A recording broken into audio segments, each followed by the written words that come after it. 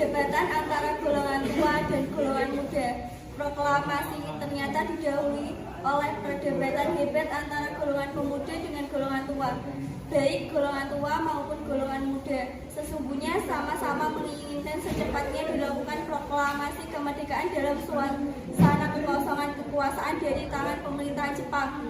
Hanya saja mengenai cara melaksanakan proklamasi itu terdapat perbedaan pendapat. Golongan tua sesuai dengan perhitungan politiknya berpendapat bahwa Indonesia dapat merdeka tanpa pertumpahan darah jika tetap bekerjasama dengan Jepang. Karena itu untuk memproklamasikan kemerdekaan diperlukan suatu revolusi yang terorganisir Soekarno dan Hatta. Dua tokoh golongan tua bermaksud membicarakan pelaksanaan proklamasi kemerdekaan dalam rapat panitia persiapan kemerdekaan Indonesia (PPKI). Dengan cara itu pelaksanaan proklamasi kemerdekaan tidak menyimpang dari ketentuan pemerintahan Jepang.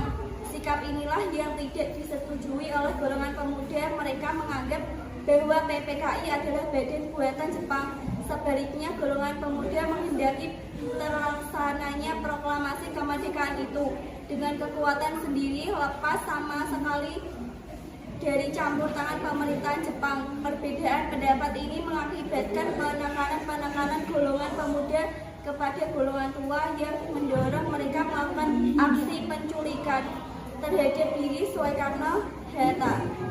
Lihat Marwati The Joint Voice Ponegoro. Tanggal 15 Agustus 1945 kira-kira pukul 22.00 di Jalan Pengasaan Timur nomor 56 Jakarta, tempat kediaman Bung Karno, berlangsung perdebatan serius antara sekelompok pemuda dengan Bung Karno mengenai proklamasi kemerdekaan sebagaimana dilukiskan Lasmijah Hadi Ahmad Sueberjo. Sekarang malam ini kita bubarkan revolusi. Kita harus segera merebut kekuasaan.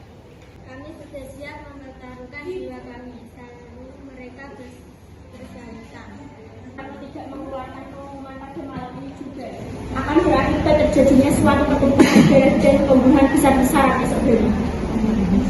Ini pertanda itu seretlah saya ke pojok itu dan potonglah leherku malam ini juga. Kamu tidak usah menunggu esok hari. Tidak lama kemudian, Hatta menyampaikan keputusan bahwa usul para pemuda tidak dapat diterima dengan alasan kurang perhitungan serta kemungkinan timbulnya banyak korban jiwa. Dan Hatta mendengar penjelasan Hatta, para pemuda nampak tidak puas. Mereka mengambil kesimpulan yang menyimpang, menculik Bung Karno dan Bung Hatta dengan bermaksud menyingkirkan kedua tokoh itu dari pengaruh Jepang. Sekarang apa yang kita harus lakukan? Begini saja, Soekarno dan Hatta kita asingkan saja keluar Jakarta untuk menjauhkan mereka dari pengaruh Jepang. Tapi yang saya bingungkan, kita akan membawa kedua tokoh nasionalis itu kemana ya? Kita serahkan saja tugas ini kepada Singgih dan Latif Hendraningrat. Baiklah, akan saya pikirkan dahulu. Bagaimana kalau kita bawa mereka dua ke Rengas Dengklok dekat Karawang? Benar, apa kalian menyetujuinya? Bagus, kami setuju. Assalamualaikum.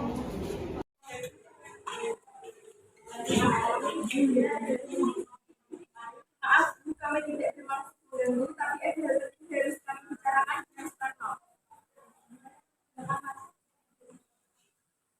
Silakan Mas. Assalamualaikum. Waalaikumsalam. Katanya kalian ingin membicarakan hal penting dengan saya. Memangnya hal penting apa? Sebelumnya kami meminta maaf, kami kemari karena mendapatkan tugas untuk membawa Soekarno dan Bung Hatta ke Karawang. Memang kenapa kami harus pergi keluar kota? Untuk menghindari dari pengaruh Jepang. Sekarang Tuan bukan waktunya untuk berdebat, cepat ikut kami.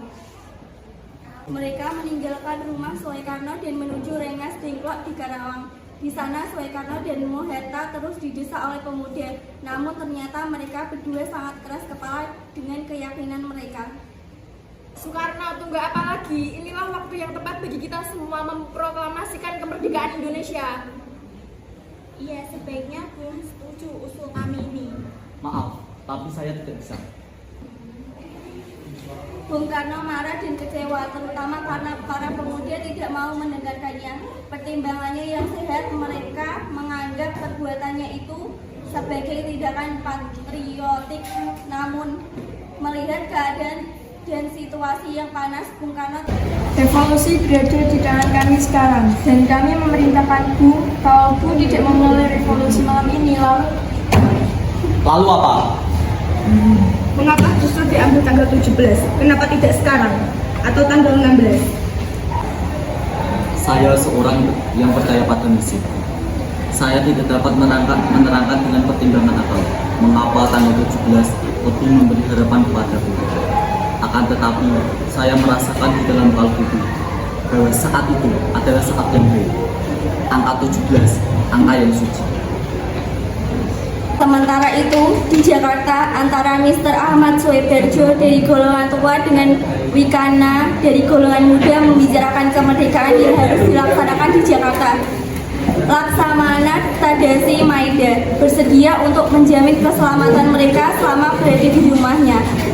Berdasarkan kesepakatan itu, Yusuf Kunto dari pihak pemuda hari itu juga mengantarkan Ahmad Soeberjo bersama sekretaris pribadinya Sudiro ke Rengas Dengklok untuk menjemput Soekarno dan Hatta. Rombongan penjemputan tiba di Rengas Dengklok sekitar pukul 17.00. Ahmad Soeberjo memberikan jaminan bahwa proklamasi kemerdekaan akan diumumkan pada tanggal 17 Agustus 1945. Selambat-lambatnya pukul 12.00 dengan jaminan itu Komandan Kompi Peta setempat Cudonco Suebino bersedia melepaskan Soekarno dan Hatta kembali ke Jakarta. Marwati Joinet Poes Ponegoro.